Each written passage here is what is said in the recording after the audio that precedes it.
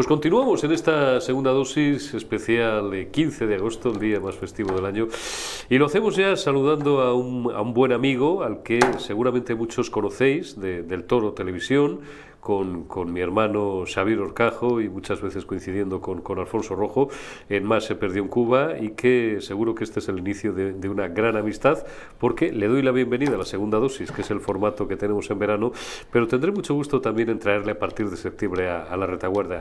Ricardo Gómez Díez, ¿cómo estás? Mucho gusto. Mucho Enrico, gusto, un placer. mucho gusto. Encantado de conocernos personalmente. Yo sí te había visto alguna vez en el Toro. Con yo más a ti en Antena 3 hace muchos años. Bueno, en Antena 3 hace muy... Y aquí también, por supuesto. Antena 3, joder, fíjate. Antena 3 pero ya televisión. hace años, porque yo estuve en Antena 3, fíjate, desde 1991 hasta 2010. Pues yo del 91 ya te veía. Cuando empezó Antena 3, que es el 89-90, pues 91. En el 91 entramos. Yo que estaba a punto de empezar la carrera y estudié periodismo por Antena 3 Radio, Antena 3 Televisión, era un gran fan de la tele y de la radio de Antena 3, pues ahí te empecé a ver y te empecé a conocer, y luego ya te sigo en tu canal. Te lo agradezco mucho. Mira, estoy precisamente, me van a perdonar una pequeña intimidad, la autocita siempre lo digo.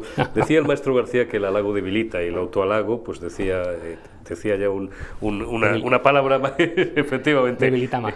Eso es, la autocita es una hortenada, pero ya lo he comentado alguna vez, estoy escribiendo, bueno, pues un libro con ciertas impresiones personales acerca de la deriva del periodismo, de las dificultades que cada día son crecientes para la libertad de información, del entorno tan complejo en el que nos desenvolvemos los que nos dedicamos a este oficio, y en el que también es inevitable dar algunos retazos personales, ¿no? Lo estoy escribiendo en desorden propio de mi estructura, de mi cabeza, luego encajaré de periodistas, efectivamente, encajaré todas las piezas, pero es que además, fíjate, no hace ni 48 horas, ahora que me hablas de Antena 3 Radio, estaba rematando el primer capítulo, cómo decidí dedicarme a esto, y cómo mi primera experiencia profesional digna de tal nombre fue precisamente en Antena 3 de Radio, en aquella gloriosa Antena Oquendo 3 23. En Oquendo 23, sí señor, en Oquendo 23. Sí. Yo recuerdo como si le estuvieran viendo entrar por la puerta al gran Antonio Herrero, que llegaba siempre unos minutos antes de las 6, y le arrojaban prácticamente en un pasillo,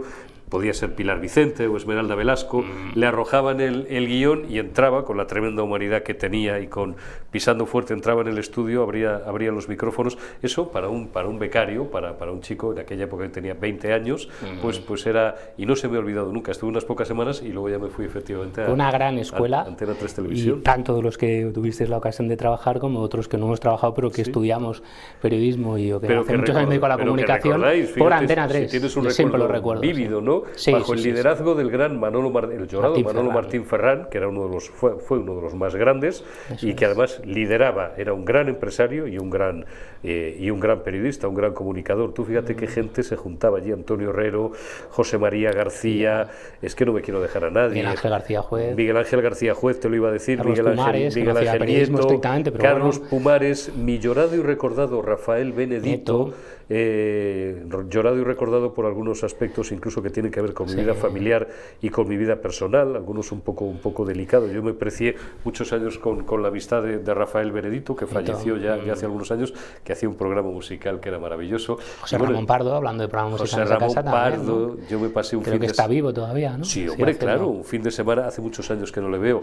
Yo conocí Lanzarote, fíjate, ahora que mi hijo ha estado unos días por tierras canarias, conocí Lanzarote la primera vez un fin de semana, porque yo luego me fui 2 años como director a Canarias, y gracias a que José Ramón Pardo fue a hacerle una entrevista para un programa que hacía en la televisión a Rosana Arbelo, cuando Rosana, bueno, creo que era su primer disco o el segundo. Empezaba. Lunas Rotas.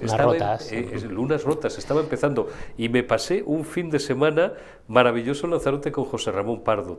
Eran grandes comunicadores y grandes profesionales, y sobre todo tú que eres experto en reputación y te ganas la vida y muy bien, precisamente aconsejando a los mejores acerca de estas cuestiones, el valor de la reputación y la reputación de una marca. Fíjate los años que han pasado y seguimos recordando Antena 3 de Radio, ¿verdad?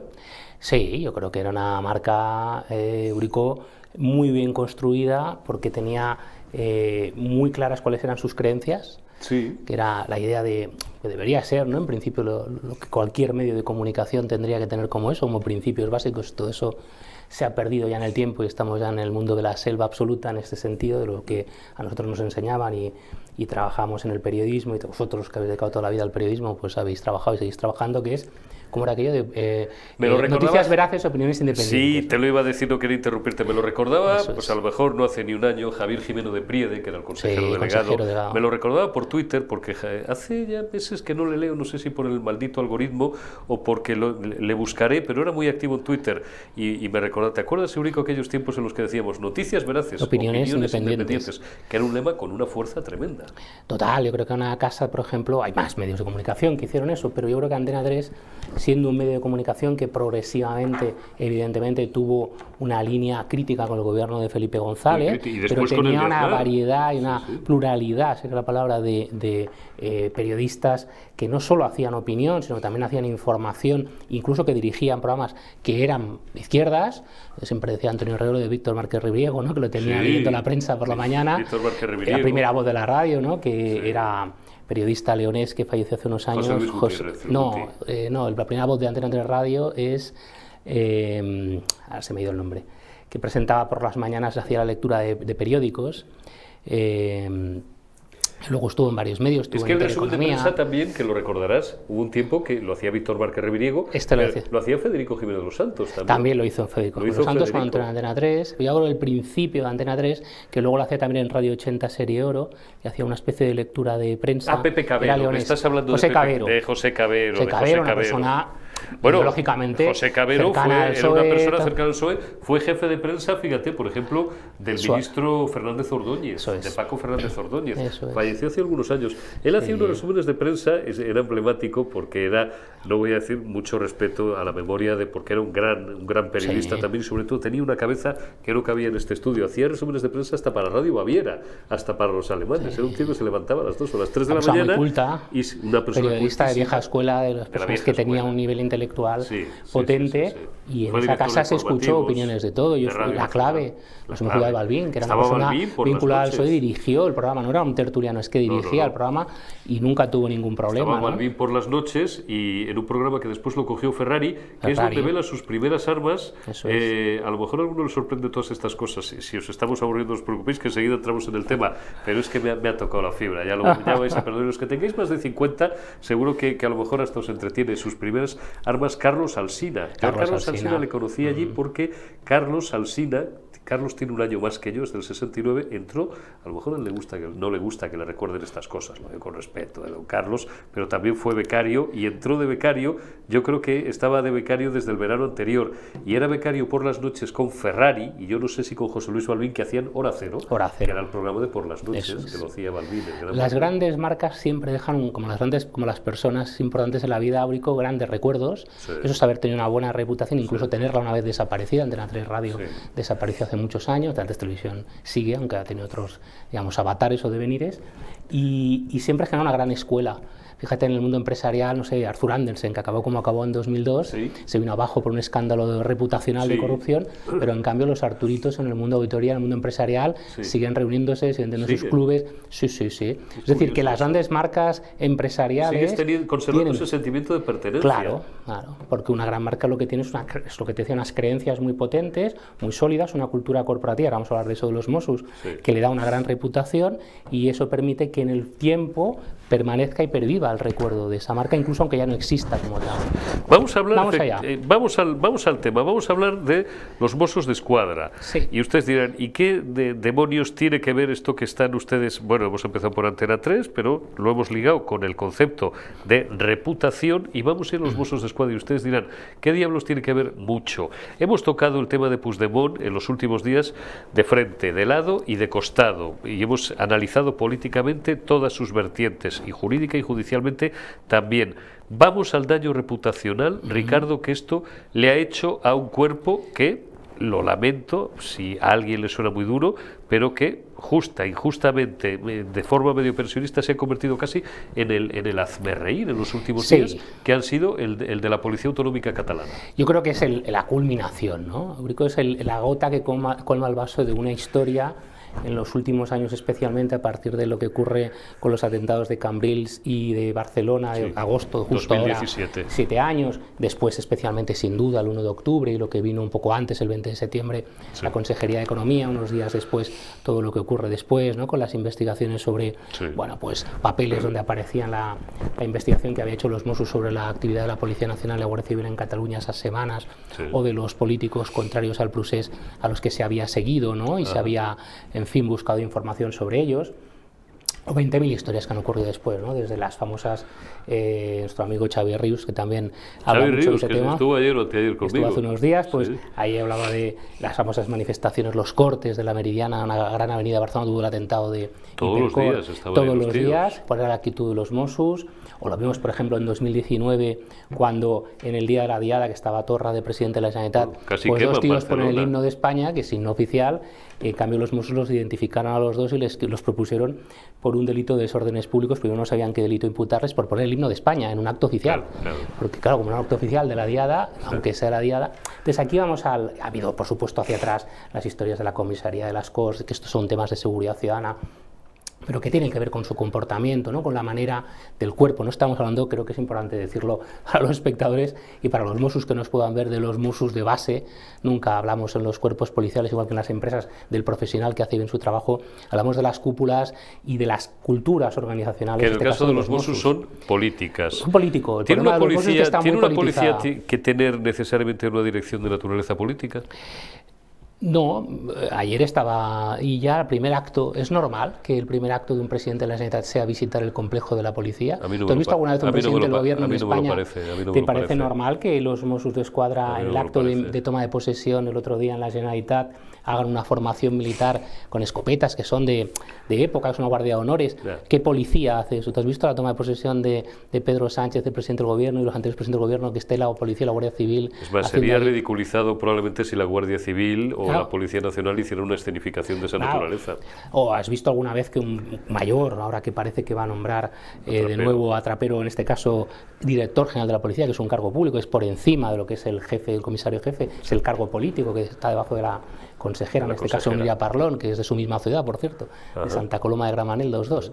Y aunque parece que ha sido Espadaler el otro consejero que venía de Unión, que había sido jefe de Trapero, que le ha propuesto ahí ya que lo nombre director general de la policía. Vamos a ver si se produce, pero hombre, no es normal lo que pasó, acuérdate, en agosto de 7 años, que un jefe de la policía se convierta en un elemento de merchandising de todo el independentismo, cuando le dijo aquello al periodista holandés en la rueda de prensa de los atentados, que pues muy bien, pues bueno, pues adiós, porque le dijo que sí podían hacer preguntas en castellano, porque llevaban mucho rato haciendo preguntas en catalán, tenían toda la prensa internacional, por lo menos en español, ya no digo en inglés, y el tío pues le dijo que se fuese de la rueda de prensa, que hasta luego, y se convirtió en todo un elemento de agitprop del procés en pleno inicio casi del 1 de octubre, faltaban un mes y medio, se hicieron camisetas, merchandising, muchos independentistas, bueno, se hincharon a ponerse camisetas con la frase esta de Trapero, ¿no? Eso no es normal. ¿Tú has visto algún director adjunto operativo? Nadie sabe cómo se llaman. ¿Por qué sabemos el nombre de alguien tan relevante al que luego, después de un juicio en el que fue absuelto in extremis de delitos graves, ¿no? De sedición? Y porque se hizo un striptease ante el tribunal, claro, porque reculó. Bueno, hubo un acuerdo tal, y él dijo que no volvería a la policía y está a las puertas de ser director general de la policía. Es decir, ¿qué nos dice todo esto? Voy a la cuestión de fondo. La reputación tiene mucho que ver a lo largo del tiempo con la cultura de una organización. La cultura es la mentalidad, las formas de hacer las cosas, las creencias, los valores, los principios, los comportamientos, las actitudes. Entonces todo eso, Eurico, en todos estos años se ha demostrado. Pujol, que es el que en los años 80 vuelve a recuperar los Mossos d'Esquadra, que por cierto es el cuerpo policial más antiguo de España porque lo creó Felipe V en pleno siglo XVIII. Ahora que la policía habla de 200 años, que es falso porque les han hecho hacer esto, pues este es un tema interesante. Sí, bueno, hay que aclarar, la Guardia Civil, por ejemplo, aquí, que le tenemos mucho cariño a la Benemérita, al Benemérito Instituto, la crea el Duque de Ahumada, pero la crea en 1844. Celebraron hace poco su 175 aniversario. Bueno, es que ahí está la clave de por qué. Claro. Hay una cosa que luego te diré al final, que es, ojo con el tema de la Policía Nacional. Porque lo que estamos viendo es que lo que ha hecho el nacionalismo, con los Mossos lo está empezando a hacer el PSOE de una manera ya muy clara, ya llevan años haciéndolo, Rubalcaba. La policía siempre ha sido un cuerpo ojo con la policía de ser un cuerpo policial. Muy yo, si fuese politizado. Policía... Permítaseme un pequeño paréntesis. Yo, a veces de broma, pero no ahora, hace muchos años, por cuestiones que a veces dejo caer y que no vienen al caso, yo he estado muy familiarizado siempre con la Guardia Civil, he tenido un afecto especial y respetando muchísimo a la Policía Nacional, pero siempre he sabido, porque además en esto del periodismo, sobre todo cuando empiezas, te mueves desde los altos salones hasta en muchos ambientes. La policía siempre ha sido un cuerpo. Yo decía, si yo algún día me convierto en un delincuente de guante blanco, porque no me veía yo cogiendo un cuchillo jamonero y tal, a mí, por favor, que me detenga la Guardia Civil, decía yo, con 20 y tantos años, y mis amigos me decían, tú eres un cachondo, y además no entendían muy bien a qué me refería. La Guardia Civil es un cuerpo de naturaleza militar, pero la policía siempre ha estado muy politizada. Pero no tanto como los Mossos. Pero no, hombre, no tanto, o como la Policía Autonómica Vasca, como la Chancha. Pero fíjate, menos mucho, los Mossos. Pero tú has oído hablar tanto de crisis, elementos, daños a su reputación de una manera tan bestia. No, bueno, en los años duros, en los años de plomo. Sí, pero no ha llegado al nivel de los Mossos. Pero no había llegado, claro, porque nunca se había llegado a producir en el País Vasco, y eso que ahí hubo una banda criminal asesina de ultraizquierda que mató a 873 personas, pero nunca se había llegado a lo que es la formalización de un golpe de Estado como ocurrió en 2017. Ni le ha puesto Eurico tanta relevancia el PNV, se le ha puesto, hay un control político, hay una cúpula política, sí, pero el énfasis que le ha puesto, que le puso Pujol a los Mossos, piensa que se iba cada año a la escuela de policía que está en Mollet del Vallès, a la de Barcelona, cada año iba a hacer el discursito de la promoción, y en el 2011, cuando vuelve Artur Mas, incluso les echó la bronca porque decía que hablaban demasiado en castellano. Es decir, Pujol es el que llamaban hacer país, ¿no? Eso Fer país, era hacer país. Y son también la nueva policía de Cataluña, somos la nueva policía de Cataluña, la idea de que son los hombres de Harrelson, que es lo que les han imbuido. Insisto, que no es una crítica a la gente de base, que son la mayoría, que hacen su trabajo, lo hacen bien, pero que tienen, ellos mismos son los que critican, los sindicatos lo estamos viendo estos días, a una cúpula absolutamente politizada. Pero es que Trapero es una parte de la culpa de toda esa politización, porque es alguien que jugó a la política y ha jugado totalmente, por eso ha tenido ese protagonismo. Y yo creo que lo que necesitan los Mossos, si fuese Salvador Illa, lo que haría, ya que su lema es el de unir y servir desde la campaña de mayo, y lo ha vuelto a decir en la toma de posesión, el decir, o reconstruyen de verdad el cuerpo, no solo desde el punto de vista operativo, sino desde un punto de vista cultural, de imagen, de cultura, de mentalidad, es decir, cómo le quitas elementos nacionalistas tan potentes que tiene la policía para que sea una policía que cumple con las leyes y con es imposible porque la desnaturalizan, porque yo estoy seguro que habrá muchos Mossos, primero, que no sean independentistas, los tiene que haber amante de Dios. Más de la mitad. Más de la mitad, seguramente. Porque al final, cada organización, cada institución, igual que decimos de un partido político, la redacción de un periódico, si es que me da igual, es una proyección a escala de la realidad. Entonces, más de la mitad, por una cuestión estadística, yo pienso siempre en números, no puede ser independentista. Pero al final, y más en un tipo de organización de estas características, lo que pesa, lo que adquiere preponderancia es precisamente, no en este caso lo más radical, no, lo nacionalista o lo independentista. Entonces, yo creo que eso es sencillamente imposible. Hay tres alternativas, Eurico. ¿Cuáles son? Una, que se produzca un día la independencia de Cataluña, sea la policía esto es una posibilidad. ¿Descartada? Bueno, pero es una posibilidad en la que los Mossos continuarían, está claro, ¿no? Sí. Dos, una posibilidad que es que el tema continúe, pero entonces van a seguir teniendo problemas como el del otro día de la detención de Puigdemont, o el 1 de octubre, que es no cumplir los mandatos judiciales. Ha caído al sótano 20. Claro, con protocolos que son, bueno, no, es que tal, ¿no? Esto es como si, lo de los protocolos, esta historia que tiene la cúpula de los Mossos, como lo de 1 de octubre, no, pero entonces como hay mucha gente, si no son violentos, es como si yo digo, bueno, si hay una persona que le da una paliza a alguien en la calle, como es violento, pues no lo mata, lo detenemos rápido. Ahora si cojo y le enveneno a alguien y lo mato, hombre, como no he sido violento, pues no lo detenemos, ¿no? Claro. Pero lo he matado, dice, hombre. ¿Y la tercera? La tercera es la disolución. Si la independencia de Cataluña se produce, en Twitter, esto lo pidió en el 17 un señor que hizo una petición, creo que desde abajo, en change.org, que tuvo, no sé si fueron en las primeras horas 40-50.000 votos a favor. Decenas de miles o cientos de miles de firmas. Y sigue estos días, si veis los comentarios, los foros de los medios, está lleno de comentarios de gente que pide. Entonces, si Cataluña no es independiente, si el Procés 2, que yo creo que es en lo que estamos, en el Procés 2.0, que es el que puede empezar ahora ya, porque estamos en el tema del concierto fiscal y eso vamos a ver a dónde llega, y el posible referéndum. Si eso al final con los años está viendo la gente joven en Cataluña, Eurico, que cada vez tiene una opinión más contraria al independentismo, cada vez habla menos catalán, cada vez se siente más contrario a todo lo que hay una reacción a la contra, hay una reacción en contra, tan grande la presión. Habrá un problema que si la mayoría de la sociedad catalana dentro de 15, 20 años es muy contraria al nacionalismo, no al independentismo, sino al propio nacionalismo, ¿la utilizarán como fuerza represiva? Puede ser, pero entonces tendrán problema, habrá un problema serio porque la petición social sería contraria. Yo solo dibujo escenarios, mi trabajo en reputación, en comunicación estratégica, lo que hacemos es dibujar escenarios, como se hace en estrategia. Y esos 3 escenarios están ahí. Entonces, yo si fuéramos de escuadra, lo que diría es, si sé que la independencia de momento en mucho tiempo no se va a producir, que es casi seguro, si sé que la disolución a corto o medio plazo no se va a producir, vayamos a lo que evita las dos cosas, que es lo que te decía, a realmente hacer una limpieza y hacer un cuerpo policial que ponga en valor las capacidades técnicas que tiene y los recursos, pero que se centre en un tema clave, que es el cumplimiento estricto de la legalidad y la normativa legal, la Constitución, el Estatuto, las leyes, los mandatos judiciales, porque esa es la función de un cuerpo policial, no interpretarlo políticamente para, como en Estados Unidos, los negros son los sospechosos habituales, en este caso los no independentistas y los nacionalistas son los buenos y entonces a estos no les meto mano. Eso no es sostenible en el tiempo. Claro que me ha llamado la atención el dato, que yo no lo tenía, lo de, no sé si me lo dio Xavi Ríos el otro día, me lo dio Fidalgo o alguien. ¿La policía mejor pagada? No, bueno, aparte, la policía mejor pagada lo sabía, pero que eran 17.000. 17.000. Coño, que es una policía, va a 18.000. Bueno, joder, en Madrid hay 21.000 y pico policías nacionales y guardias civiles, quitando todos los servicios centrales. Bueno, y en todo el territorio nacional no sé si son 70.000, 80. 70, 80, Guardia Civil 80, 70 la policía. Eso es, 70 y 80. Más o menos tenía el dato, más o menos 10.000. En la cabeza, 17.000 para un territorio como el territorio de la comunidad catalana, con 4 provincias, me parece una barbaridad. Bueno. No está desproporcionado, el problema es la retribución y la eficiencia. Por ejemplo, Cataluña tiene la tasa más alta de delincuencia en España, quitando el tema político, tasa de delincuencia, 55 delitos por cada 10.000 habitantes. La media de España son 41,4. Tengo una policía que cobra 20-30% más y que la tasa de eficiencia es malísima, porque si la eficiencia es, si tengo a tíos que les pago mucho más, pero el resultado es mucho peor, la eficiencia que viene siendo lo mismo que en términos económicos manejamos la calle muchas veces, la productividad.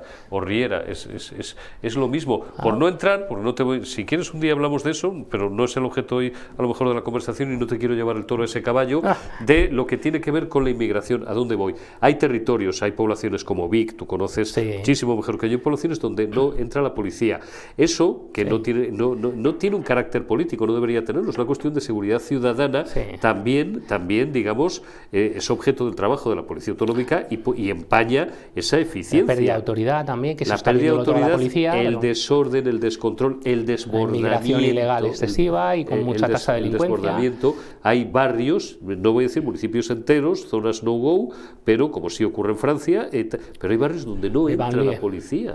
No entra la policía. Sí, eso por ejemplo en Hospitalet, en la Florida, pasa en Sal, que está cerca de Vic, que es donde creo que decía Sal, también está pasando. Está pasando en el Raval en parte, entra, pero el Raval está teniendo problemas. Te iba a preguntar por el Raval, porque ya hace algunos años, no muchos, pero 4 o 5 que no he vuelto a Barcelona. El Raval hay problemas serios. Pero el Raval creo que ha degenerado muchísimo. Muchísimo, y la policía entra, pero de aquella forma.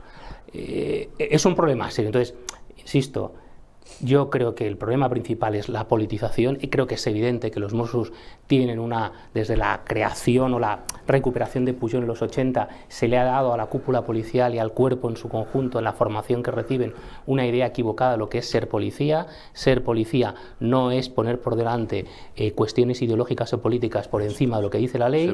El cumplimiento de la ley se puede hacer de muchas formas, eso estamos de acuerdo, pero si uno no detiene a alguien y tenía que detenerlo, no me puedes contar que te has inventado 50 formas de detenerlo, pero tienes que conseguir el objetivo. Si no lo has conseguido, los 50 formas o la que has utilizado no vale. Antes que siervo de un partido, de una idea, de una orientación política, eres en este caso policía. Voy a poner un ejemplo que a lo mejor no todo el mundo entiende, pero que me parece un buen ejemplo. Yo siempre digo que sería libertario para eso, como soy, ahora que se ha vuelto a poner de moda, o liberal, si les gustan las palabras liberal, libertario. Más suaves, liberal libertario. Yo, hombre, no creo creo que haya que destruir o destrozar el Estado, pero limitar su presencia sí que hay que limitarla muchísimo. Y me refiero a Bélgica estuvo, ya sé que es un ejemplo tópico, casi 600 días sin gobierno y no pasó absolutamente nada. En España tenemos una élite funcionarial que es de la mejor del mundo. Tenemos notarios, tenemos registradores, tenemos tecos. Economistas del Estecos. Tenemos economistas del Estado, tenemos abogados del Estado, tenemos inspectores de Hacienda y auditores del Estado, como mi amigo Mario Garcés, que se sienta aquí todas las semanas. Bueno, pues esos tíos que probablemente en muchos casos tienen su plaza ganada, son grupo A, nivel 30 de la administración, y a lo mejor llevan un suponer, ya si tienen una edad como Ricardo es un poco más joven que yo, pero como la mía pueden llevar 30 y tantos años. Esos tíos, por encima de tener más o menos simpatía al Partido Socialista si gobierna ahora, o al Partido Popular cuando gobierne, o tal, eres un técnico comercial del Estado, eres un inspector del Banco de España, eres un abogado del Estado. Esa es la esencia. Ser inspector de policía o ser coronel de la Guardia Civil, correcto, se suponía que era lo mismo, ¿no? Correcto. Se supone que ser mayor o comisario de los Mossos, digo, por Sallent, es lo mismo. Pero claro, el problema de Sallent, ¿cuál es? Pues esto no se ha contado. Ahora que va a ser destituido, ¿no? Sallent es un tío puesto por Convergencia que es independentista, que estuvo, parece ser, en el entorno político de las juventudes del partido de Convergencia, que eran las JNS. En fin, y como él hay un montón de comisarios y de jefes de la policía catalana, porque ha estado básicamente trufado. Los gobiernos que más han hecho el cuerpo de Mossos han sido los de CiU. Claramente, y esto lo hemos visto. Bueno, y lo vimos. Entonces, ¿cómo vas a detener al tío que es el jefe de algo que tú consideras que gobernado en los últimos 25 y porque han tenido años. El interés de hacer ese cuerpo único, su cuerpo policial? Es que lo que vimos el día de la detención es que al final, y lo vimos el 1 de octubre, tu cuerpo policial no puede frenar tus iniciativas políticas o detener a tu líder. Y esto legalmente no es posible. Entonces, es lo de las policías políticas. Entonces, claro, eso no. Es que claro, es que, bueno, esto es grave, ¿eh? Es que puede, si forzamos, ayer Eduardo García Serrano me calificaba en una entrevista que pudisteis ver ayer a las 8, y si no os la recuperáis, porque claro, aquí podemos elevar el diapasón, siempre teniendo cuidado de no bordear la línea del Código Penal, lo que queramos. Me lo calificaba casi de la Gestapo o de la Stasi del nacionalismo, del independentismo catalán. Es decir, que si tú quieres el nombre que le ponían en el 17 era la Genestapo. A mí me parece eso exagerado, pero sí, hay algo de pero eso. Pero te quiero decir que si elevas el diapasón desde la trinchera contraria, es muy fácil de hay algo siendo exagerado sobre el conjunto del cuerpo, hay algo de eso en la cúpula, que eso es lo que habría que extirpar. Si no se extirpa, el cuerpo tendrá problemas en el futuro. Yo lo digo, insisto, que conozco Mossos de Escuadra que hacen su trabajo bien, pero incluso aún una persona en la antigua cúpula, que bueno, sean profesionales, pero si no, el cuerpo se encontrará ante una situación que es o juega 100% lo del 1 de octubre, donde el trapero se quedó a medio camino, que es por donde le dieron, que es no te puedes quedar a medio camino. Si juegas al independentismo, aceptas la historia, y si no sale, te disuelven. Y si no juegas a cumplir la ley. Y eres un cuerpo policial autonómico, que depende de la Consejería Interior de la Generalitat, pero que cumple, igual que la policía, la Guardia Civil o las policías locales, lo que dice la ley y lo que dicen los mandatos judiciales, sin interpretar libremente algo y no cumplir el objetivo. Ya está, no hay más. Que no se celebre un referéndum y que se detenga a un prófugo de la justicia, aunque alguien considere que no lo es, pero si la justicia lo considera, lo es y punto. Y sobre todo que no se coja, y con esto terminamos, a dos mochuelos. Digo dos mochuelos, yo la palabra mochuelos la utilizo un poco, a ver, no quiero decir tontos útiles porque es insultante, ¿no? Pero dos tíos random que hay por allí, que son Mossos de Escuadra, que van de paisano, uno no sé si lleva gorra, el otro no la lleva, que están sus caritas en todas las redes sociales, leche, que le están escoltando, que le están acompañando y que luego le meten en el famoso Onda Blanco. Eurico, te decía, a uno de ellos lo nombraron después asesor, después de ser condenado. O sea, que eres experto en reputación, precisamente. Eso te destroza la imagen, pero para décadas, si me apuras. Porque demuestra que no cumples con los principios que como organización, institución, que es un cuerpo policial, que es hacer cumplir la ley y por tanto cumplirla para hacerla cumplir, tienes que cumplir, tienes que demostrar y entregar una experiencia policial a los ciudadanos que es la igualdad ante la ley, porque si no el ciudadano lo que ve es lo que está pasando con la justicia, pues entonces si no se define a todo el mundo por igual, si a todo el mundo no tiene un juicio por igual, pues entonces, claro, acabamos en la selva, ¿no? ¿Cómo pago yo el IRPF en junio o en mayo si resulta que al hermano del presidente del gobierno, Hacienda, no le parece que haya materia suficiente para investigarle? Fíjate las barbaridades, si quieres acabamos, que es no por extender, porque yo creo que hay un tema clave. Te decía antes las imágenes, Eurico, de eso, ¿no? de la toma de posesión de la investidura, toma de posesión de Illa con los Mossos ahí haciendo una formación militar, que no es de él, eso ha pasado siempre. O con la ausencia de la bandera de correcto, España. Pero hay una foto de hace justo 8 años, agosto del 16, Cadaqués, casa de Pilar Rahola, Costa Brava, paella, trapero con un gorro de paja, como el otro día Puigdemont, con Puigdemont, presidente. ¿Dónde has visto tú una foto del jefe de la policía, el jefe policial? Insisto, en España sería, en el conjunto de España sería... ¿Dónde has visto una foto del director adjunto operativo de la Guardia Civil? Sí que la he visto, ahora te lo digo. Foto, sí, salió en todos los medios, está en internet. No, esa no. Ahora te digo una que no la tienes en la cabeza. El juez Baltasar Garzón, el ministro de Justicia Mariano Fernández Bermejo, el jefe superior de Policía de Madrid... Sí, pero no haciendo una paella... cazando los montes de Toledo. Tocando palabras de amor, cantando trapero, haciéndoles de palmero de Serrat, con Laporta, con otros dirigentes de Junts, con una periodista de TV3, Elena García Melero, que era el grupillo del entorno de CiU Junts, periodístico, político, pero también policial.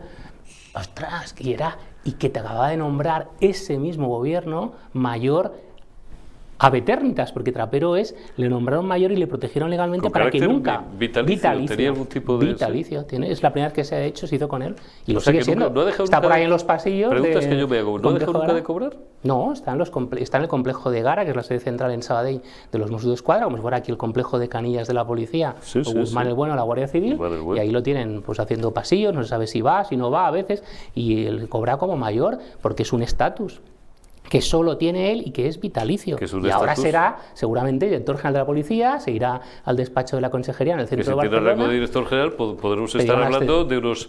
100 y algo mil euros. Te iba a decir entre 100 y 110.000 euros. La Generalitat cobra más, tienen todos salarios más altos. Tienen un 20% más, pues 110.000 euros. 100 y pico mil cobra, sí. Está bien. Bueno, pues... esa foto, insisto, con gorro de... Consejo a los espectadores que la recuperen con el gorro de paja. La última pregunta que te hubiera hecho Ricardo, pero ya huelga, porque es que ya lo has ido destilando en prácticamente todas las conversaciones que tendrían que hacer para recuperar los Mossos. Despolitizarse. Claro, pero como ya lo has ido, digamos, detallando y explicando, incluso cambiar la cultura corporativa, cambiar la cúpula, como hacen las empresas, como hizo Siemens hace muchos años. Yo trabajé en esa crisis en el mundo empresarial, corrupción en todo el mundo, hace 16 años de eso, 18 años. Y lo que hicieron es cambiar cultura, empezar fuerte con temas de compliance y echar a toda la cúpula mundial. Cambiar la cúpula, trajeron a otro presidente que era Peter Lorcher, que era austríaco, además casado con una catalana muy del Barça, hija de un expresidente del Barça, precisamente Agustí Montal, al que yo conocí, presidente mundial de Siemens varios años. Hicieron un proyecto de compliance muy potente, que era esto que hablamos ahora de Sánchez del tema de su mujer, ¿no? Que es, oye, cumplimiento a normas éticas fuertes para que esto en los directivos mundiales no corrompan a gobiernos del tercer mundo, que es lo que estaba pasando, para que compren soluciones de Siemens. Lo cual es muy fácil porque para Siemens serían peanuts. Sí, pero es que se hundió en bolsa, es que desapareció la empresa. Me acuerdo, esto es lo de la disolución de los Mossos. Es que parece que he dicho una barbaridad, la gente se asusta, pero esto en el mundo del management está súper estudiado. Es como tú sigas teniendo un problema reputacional tan grave, al final te hundes. Y en muy breve periodo de tiempo. ¿Esto te puede ocurrir en cuánto? ¿En 6 meses? Depende de cómo, en muy poco tiempo. Arthur Andersen, que te decía antes, hablando de Antena 3, se fue al garete en unos meses, en el 2002, en Estados Unidos, en todo el mundo. Y era la gran consultora, la gran auditora que venía del siglo XIX, del Chicago del siglo XIX. Pero es que vamos a ver, estos no eran, corrígeme si me equivoco, no eran los que le habían firmado las cuentas a Papandreou en Grecia. No, era una empresa, a Enron en Estados Unidos. Le habían firmado, se fueron al garete porque le firmaron las cuentas a Enron. Se fueron al garete, socio que firmó, se fueron al garete por eso. Pero es que un auditor... es que lo de la policía, pero un año antes del estallido griego, bueno, puede ser. Creo que las cuentas del Estado griego, que entonces pero hablas de los años 80 o 90, puede ser. No, te hablo del 2009. No, puede ser porque desapareció en 2002. ¿Quién? Pues otras grandes auditoras. Mañana busco el dato. Hay varias. Era una de las 4 Big Four, pero no recuerdo cuál. Le habían firmado las cuentas y estaba todo correcto. Y 6 meses después, ni un año, estaban en bancarrota y hubo que intervenirlos. Eurico, hay un principio reputacional que es una organización, que es lo de los Mossos con el 1 de octubre y el tema del otro día de Puigdemont en Barcelona, no puede permitirse no hacer, que es no cumplir el elemento básico que constituye tu reputación. Una policía, su reputación es detener a los delincuentes y parar cualquier digamos, infracción grave o gravísima, que estamos hablando de infracciones gravísimas de la ley y de los mandamientos judiciales. Una auditoría no puede saltarse que su firma no vale nada, porque te hundes, porque si algo vale en tu reputación es la firma de que esas cuentas están bien, están firmadas porque han pasado las normativas de auditoría que tú mismo has creado. Entonces, es que esto es esencial entenderlo. Los Mossos están, a mi juicio, ante la diatriba de decir, pueden desaparecer en el futuro y ser disueltos, porque la historia nadie sabe cómo se va a desarrollar, si en un sentido o en otro, pueden acabar siendo la policía de un Estado independiente, puede ser. Sí. Pero yo, si tuviera que recomendar estrategia, recomendaría el camino medio, que es el más inteligente, que es, si no vamos a ir a la solución porque no la queremos y no pensamos que se produzca nunca la independencia, ¿cómo podemos seguir siendo una policía que sea respetada, que recupere su reputación, que es cumpliendo la ley, siendo una policía no nacionalista, una policía que cumple las leyes que haya, las que digan los gobiernos, los estados, los ciudadanos cuando votamos? Una policía que cumpla con su obligación.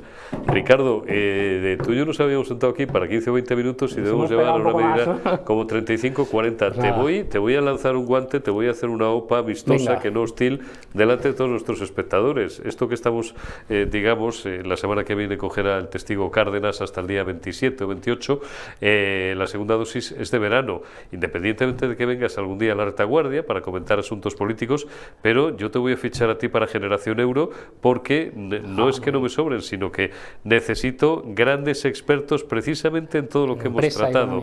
Y en cuestiones de reputación y de liderazgo también, y de todo lo que tiene que ver. De la misma forma, y ya aprovecho para cebar, y con esto ya terminamos, con esto ya Omar nos mete la careta de salida, que quiero darle mucha importancia, os lo he dicho alguna vez y os lo vuelvo a repetir, durante todo este nuevo curso a cosas de las que los políticos no hablan, pero que son absolutamente nucleares, trascendentales, una revolución muy superior, nada equiparable, muy superior a la revolución industrial de hace un siglo y medio, casi 2 siglos, cuáles son la inteligencia artificial, el euro digital, las criptomonedas, en lo que todo tiene que ver con la desaparición del dinero físico y un montón de cuestiones más que están pasando absolutamente de soslayo y que tenemos que empezar a tratar, y ya sé que para algunos de vosotros pueden resultar un poco duras, pero es que nos va la vida en ello, porque cuando dentro de 4 o 5 años, por ejemplo, emitan billetes con fecha de caducidad, os prohíban el ahorro, y en fin, no es el objeto de hoy el detallarme todo esto, pues vais a ver si nos va la vida en ello o no. Por tanto, mi propósito y mi reto es haceroslo digerible. De la misma forma le digo a Ricardo que me encantará empezar a prestarle atención a todas estas cuestiones que tienen que ver con liderazgo, que tienen que ver con reputación y que tienen que ver con cultura empresarial, que son muy importantes. Don Ricardo Gómez Díez, muchísimas gracias, y gracias también a todos vosotros por haberos acompañado este 15 de agosto. Estaréis de fiesta y ya veremos la audiencia, pero dadme una alegría, hombre. Y mañana, que es viernes 16, yo ya me despediré de vosotros como Dios manda, y os dejaré en manos a partir del 19 del gran Josué Cárdenas. Hasta mañana.